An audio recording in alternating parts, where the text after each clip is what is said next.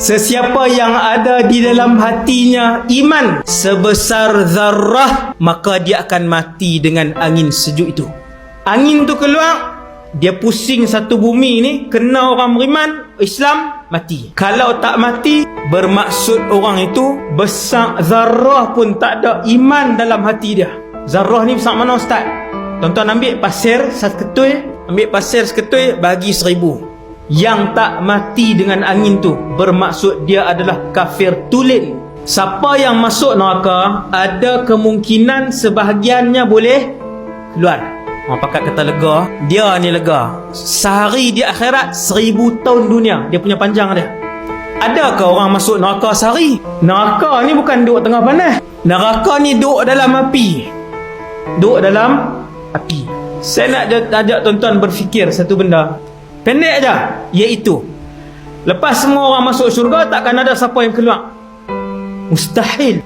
Maka kita pun tinggal di dalam syurga selama-lamanya. Baju kita tak rosak, muka kita tak kedut, umur kita tidak bertambah, muda selama-lamanya, sihat selama-lamanya, kaya selama-lamanya, mulia selama-lamanya.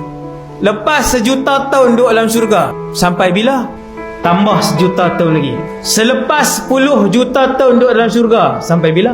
Sampai jadi apa? Kalaulah duduk dalam syurga selama-lamanya pun akal sudah tidak boleh berfikir, apatah lagi yang duduk dalam neraka wal'iyadzubillah selama-lamanya. Bila berlaku kiamat, ni cerita kiamat ni, orang Islam semua mati, kemudian malaikat Israfil pun tiup sangkakala. Malaikat Israfil ni lebih besar daripada Jibril alaihissalam. Nabi pernah melihat beliau. Kata Rasulullah, aku melihat Israfil sedang memikul sangkakala, memegang sangkakala. Sangkakala itu telah pun berada di mulutnya. Muka Israfil ketika itu sedang didongakkan ke atas. Satu kakinya tertampan di depan dan satu kakinya tertampan di belakang, menanggung berat sangkakala itu. Jarak dari telinga ke bahunya ialah 70 tahun perjalanan. Ni pergi ke sini. Kita berapa tahun? Jarak telinga ke bahu kita berapa tahun? Berapa tahun apa ni? Ada orang 10 meter. Subhanallah. Israfil lebih besar daripada Jibril. Jibril pun 600 sayap. Sayap Jibril dia buka, tutup utara sampai selatan, tutup.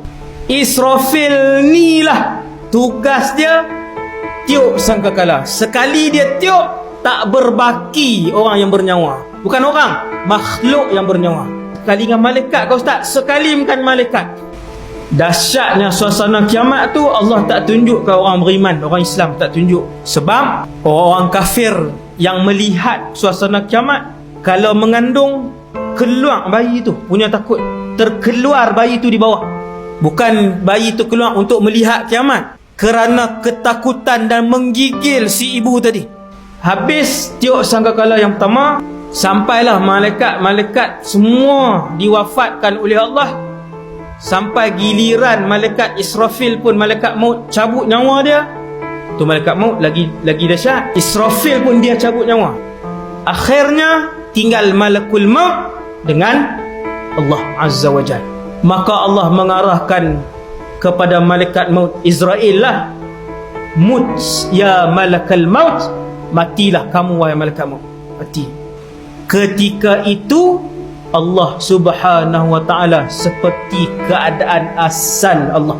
Lalu Allah bertanya ketika itu, yang ni Allah cerita dalam Quran, aku tanya soalan ni waktu tak ada nyawa yang bernafas di dalam alam ini. Allah kata, aku tanya limanil mulkul yaum. Hari ini cuba kalian jawab, kerajaan dan kekuasaan milik siapa? Tak ada siapa boleh jawab. Tiada malaikat, tiada nabi, rasul, tiada manusia, tiada jin, tiada iblis bahkan. Ketika itu kata Allah, aku sendiri yang jawab. Lillahil wahidil qahhar. Kekuasaan dan kerajaan hari ini milik Allah. Betapa mulianya orang yang mengagungkan Allah, kerana hanya Allah yang akan kekal selama-lamanya, tak musnah.